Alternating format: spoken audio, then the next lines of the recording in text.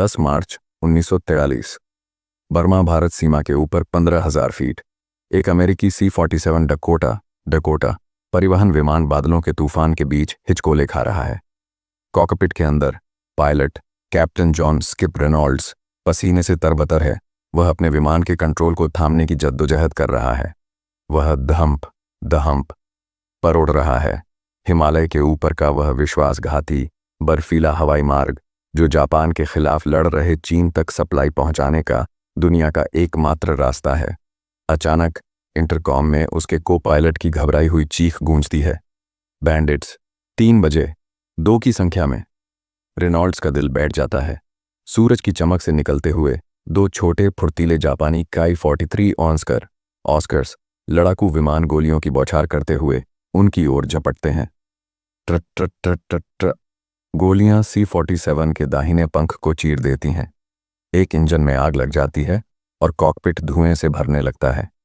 विमान तेजी से नीचे गिरने लगता है।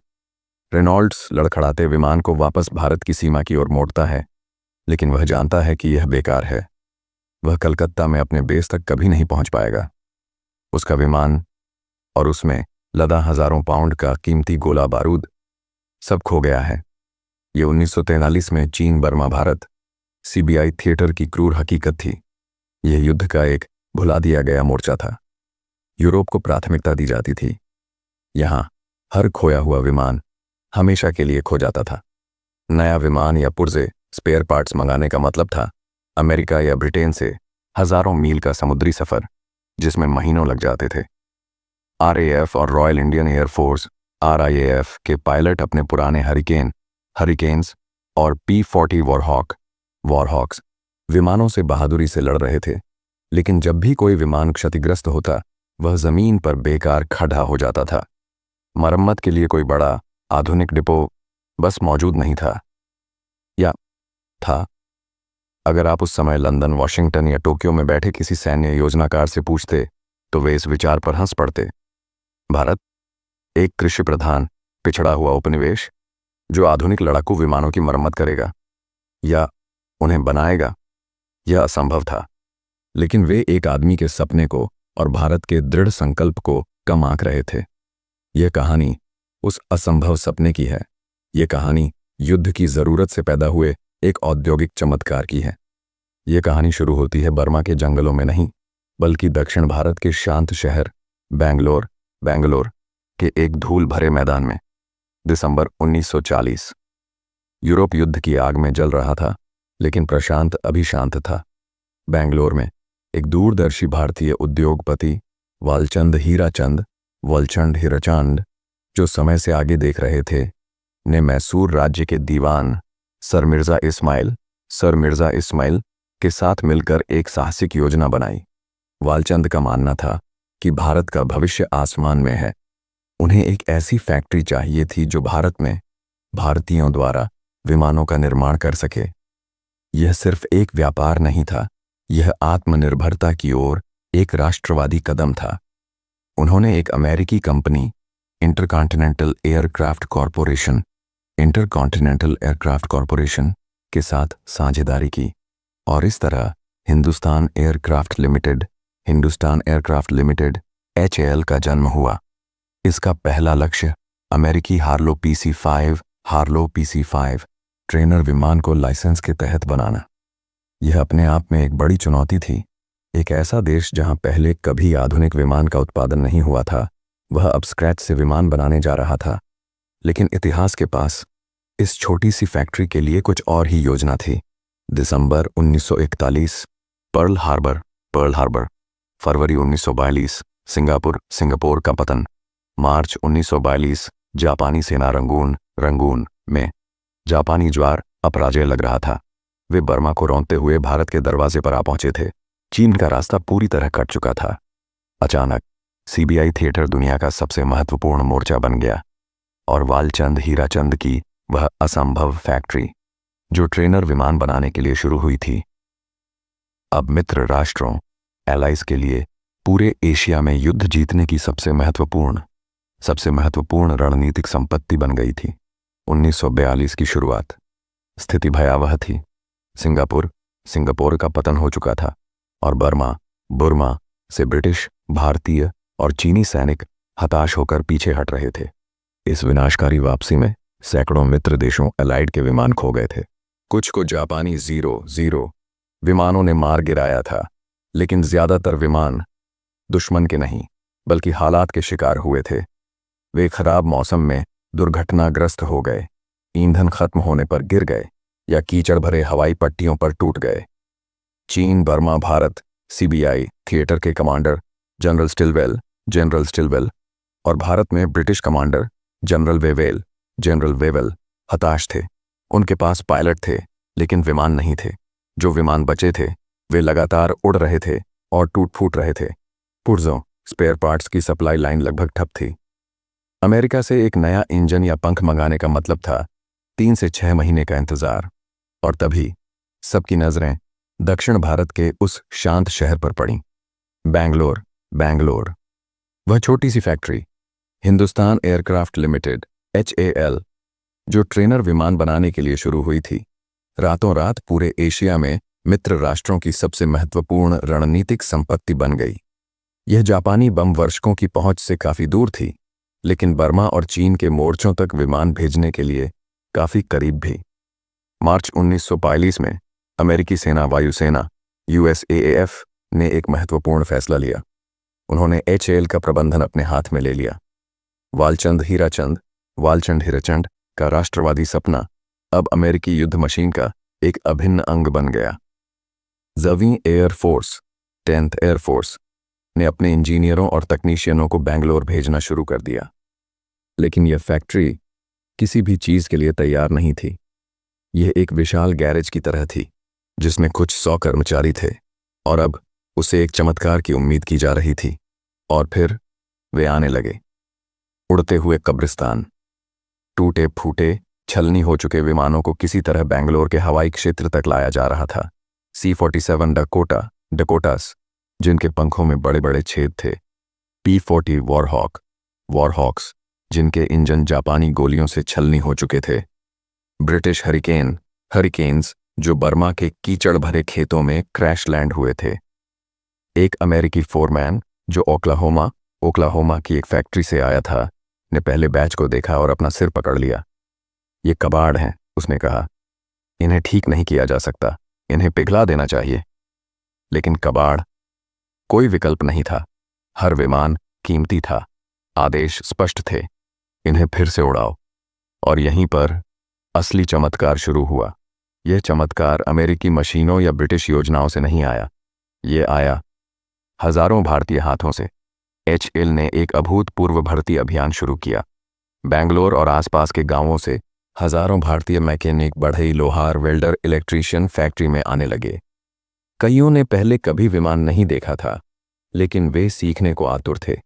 उन्हें अमेरिकी और ब्रिटिश सुपरवाइजरों के तहत तेजी से प्रशिक्षित किया गया। कुछ ही महीनों में HAL का वर्कफोर्स कुछ 100 से बढ़कर 15,000 से ज्यादा हो गया। यह बेंगलोर का सबसे बड़ा नियोक्ता बन गया। यह सिर्फ पुरुषों का काम नहीं था। जल्द ही सैकड़ों भारतीय महिलाएं भी फैक्ट्री में शामिल हो गईं, वेल्डिंग करती हुईं, तारों को जोड़ती हुईं, छोटे पुर्जों को असेंबल करती हुईं। वे भारत की अपनी रोजी द रिवेटर्स थीं। यह आधुनिक असेंबली लाइन नहीं थी, यह जुगाड़ इंजीनियरिंग का सबसे बड़ा उदाहरण था। पुर्जे नहीं थे, कोई बात नहीं। भारतीय तकनीशियनों ने उन्हें खरोंच से बनाना सीख लिया। वे टूटे हुए पुर्जों को रीमशीन करते, उन्हें वेल्ड करते, उन्हें फिर से आकार देते। एक विमान का पंख पूरी तरह नष्ट हो गया था। वे 3 अलग अलग दुर्घटनाग्रस्त विमानों के हिस्सों को काटते, जोड़ते और एक नया काम चलाऊ पंख बनाते।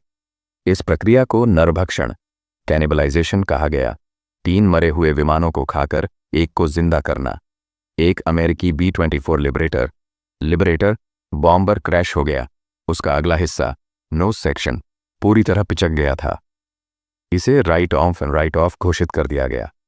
HAL के इंजीनियरों ने चुनौती स्वीकार की। उन्होंने पूरे नोज सेक्शन को खरोंच से फिर से बनाया, शीट्स को हाथ से पीटकर आकार दिया। कुछ हफ्तों बाद वह बॉम्बर वापस चीन के ऊपर द हम्प पर उड़ान भर रहा था।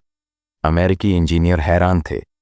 वे भारतीय कारीगरों के कौशल और उनकी समस्याओं को हल करने की क्षमता को देखकर दंग थे। वे कम औजारों और सीमित संसाधनों के साथ वह काम कर रहे थे जिसे अमेरिका में असंभव माना जाता। शलभ सिर्फ एक फैक्ट्री नहीं थी, यह पूरे एशिया का सबसे बड़ा, सबसे महत्वपूर्ण मरम्मत और ओवरहॉल डिपो बन गया था। यह सीबीआई थिएटर में मित्र देशों की वायुसेना की रीढ़ की हड्डी थी। हर टूटा हुआ विमान जो बेंगलोर भेजा जाता, वह एक नए विमान को खरीदने से बचाने जैसा था।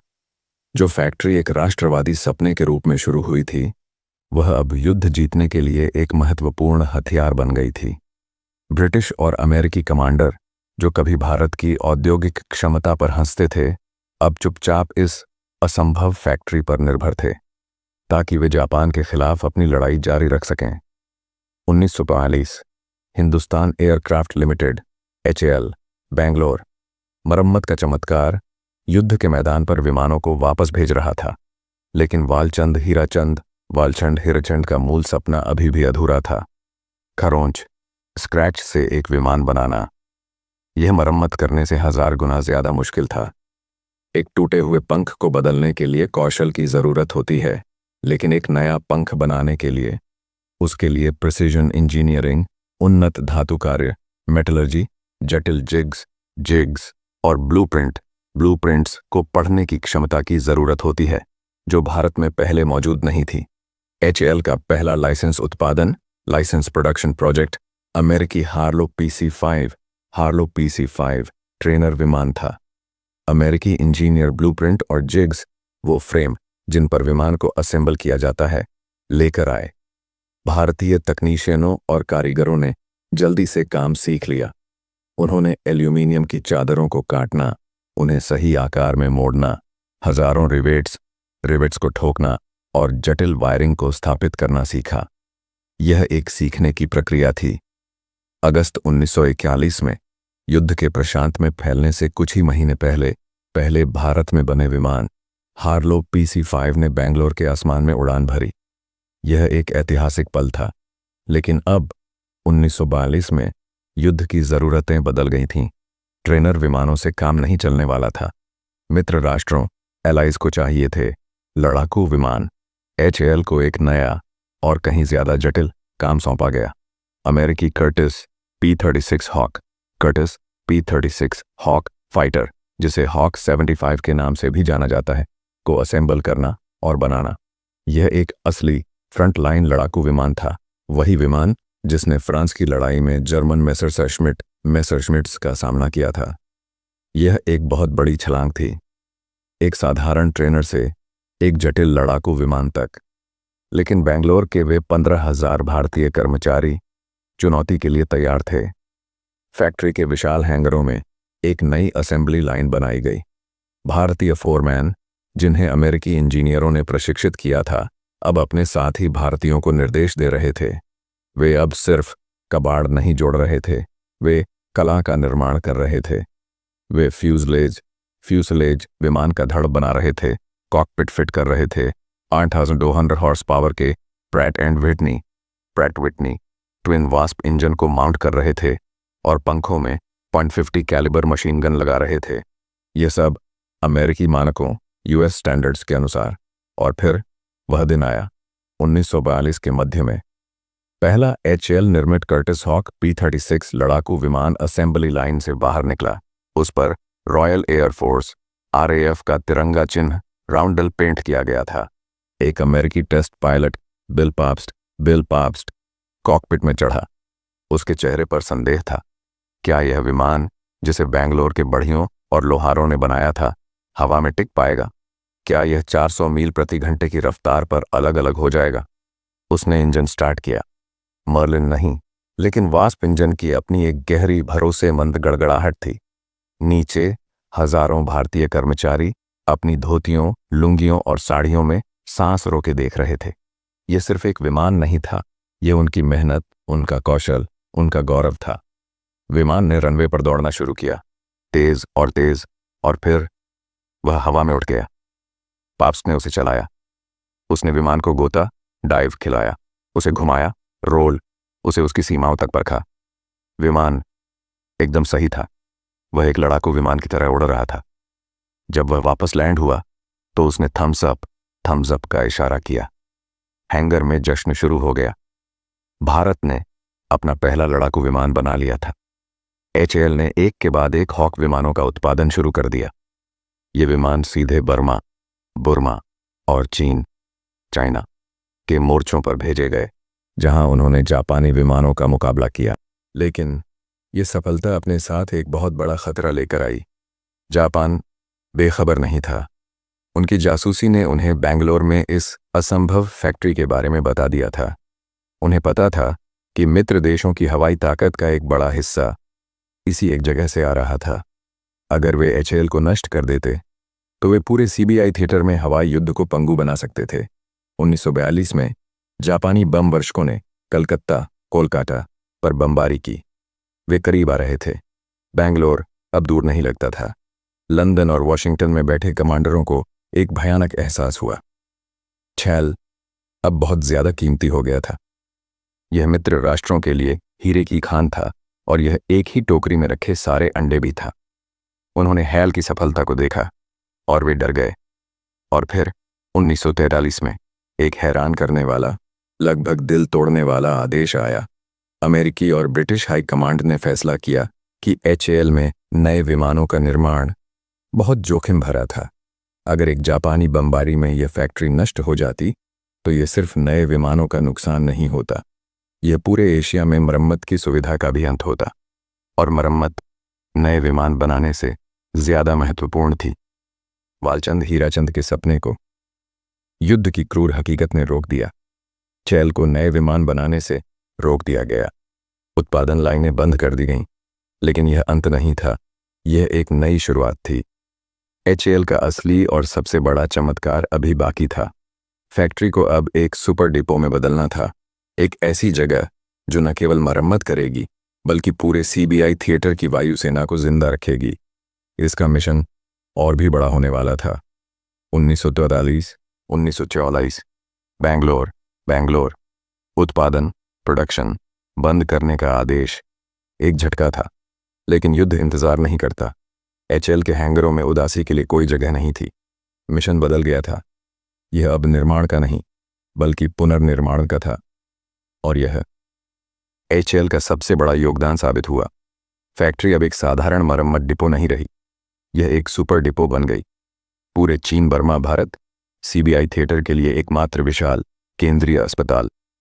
जवीं अमेरिकी वायुसेना, 10th USAF और British royal air force RAF ने अपने सबसे जटिल मरम्मत के कामों को यहां भेजना शुरू कर दिया। अब हैंगरों का नज़ारा बदल गया था। यहां सिर्फ हॉक या हार्लो विमान नहीं थे, यहां सब कुछ था। एक कोने में विशालकाय B-24 लिबरेटर बॉम्बर खड़े थे, जिनके पेट द हम्प पर उड़ते हुए बर्फीले तूफानों से छलनी हो गए थे।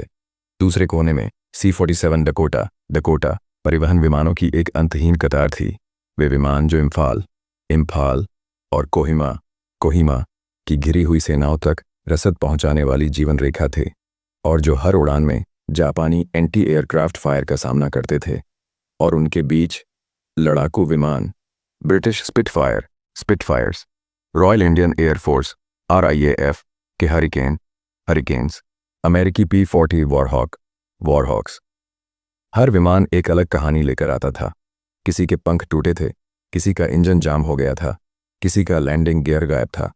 एचएएल के 20,000 से ज्यादा भारतीय कर्मचारी, जिनमें अब तक हजारों महिलाएं भी शामिल थीं, अब दुनिया के सबसे कुशल विमान तकनीशियनों में से कुछ बन चुके थे। उन्होंने अमेरिकी और ब्रिटिश विमानों की जटिलताओं में महारत हासिल कर ली थी। यह अब जुगाड़ नहीं था, यह उच्च स्तरीय इंजीनियरिंग थी। जब द हम्प पर उड़ने वाले C-47 विमानों के इंजन अत्यधिक ऊंचाई पर खराब होने लगे तो एचएएल के इंजीनियरों ने उन्हें ओवरहॉल करने और संशोधित मॉडिफाई करने का एक नया तेज तरीका ईजाद किया।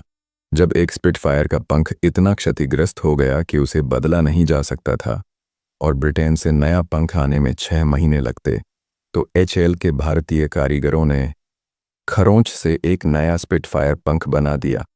उन्होंने ब्लूप्रिंट का अध्ययन किया, रिवेट द रिवेट, धातु की हर परत को हाथ से आकार देकर। अमेरिकी और ब्रिटिश इंजीनियर बस देखते रह गए। वे नरभक्षण, कैनिबलाइजेशन के उस्ताद बन गए थे। वे 3 या 4 पूरी तरह से नष्ट हो चुके विमानों के पुर्जों को मिलाकर एक नया, उड़ने लायक विमान खड़ा कर देते थे। उन्होंने हजारों जरूरी पुर्जे, स्पेयर पार्ट्स बनाने के लिए अपनी खुद की फाउंड्री और मशीन शॉप्स स्थापित की, जिन्हें मित्र राष्ट्र एलाइज समय पर भेज ही नहीं सकते थे। HAL अब सिर्फ मरम्मत नहीं कर रहा था, वह नवाचार, इनोवेशन कर रहा था। 1944 में जब इम्फाल और कोहिमा की महत्वपूर्ण लड़ाई लड़ी जा रही थी, तब जमीन पर लड़ रहे भारतीय और ब्रिटिश सैनिक जापानी हमलों के खिलाफ अपनी आखिरी सांस तक लड़ रहे थे। उन्हें बचाने वाली एकमात्र चीज हवाई सप्लाई और हवाई समर्थन, एयर सपोर्ट थी। हर डकोटा विमान जो इम्फाल में रसद गिराता था, लगभग तय था कि वह बेंगलोर के हैंगरों से होकर गुजरा था।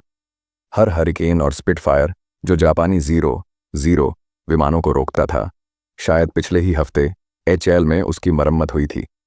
यह असंभव भारतीय फैक्ट्री जनरल स्लिम की 14वीं सेना 14th आर्मी को हवा में जिंदा रख रही थी। यह चीन को जिंदा रख रही थी। जापानी सैन्य योजनाकारों ने भारत की औद्योगिक क्षमता को पूरी तरह से नजरअंदाज कर दिया था। वे कभी सोच भी नहीं सकते थे कि एक उपनिवेश मित्र देशों की वायुसेना के लिए एक इतना महत्वपूर्ण लॉजिस्टिक केंद्र बन सकता है।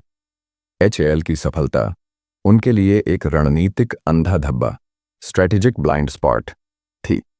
युद्ध के अंत तक HAL ने 1200 से ज्यादा विमानों को ओवरहॉल या पुनर्निर्मित रीबिल्ट किया था। इनमें भारी बम वर्षक, परिवहन विमान और लड़ाकू विमान शामिल थे। यह एक ऐसा औद्योगिक चमत्कार था जिसे बहुत कम लोगों ने देखा, लेकिन जिसने युद्ध के नतीजे पर बहुत बड़ा असर डाला। वालचंद हीराचंद का सपना, लड़ाकू विमान बनाने का, भले ही अस्थायी रूप से रोक दिया गया हो, लेकिन उनकी फैक्ट्री ने उससे भी बड़ा काम किया। उसने दिखाया कि भारतीय इंजीनियर और कारीगर दुनिया में किसी से कम नहीं थे। उन्होंने साबित कर दिया कि भारत न केवल लड़ सकता है, बल्कि वह युद्ध के आधुनिक हथियारों का निर्माण और रखरखाव भी कर सकता है। यह वह औद्योगिक विरासत थी जिसने आज़ाद भारत के एरोस्पेस भविष्य की नींव रखी।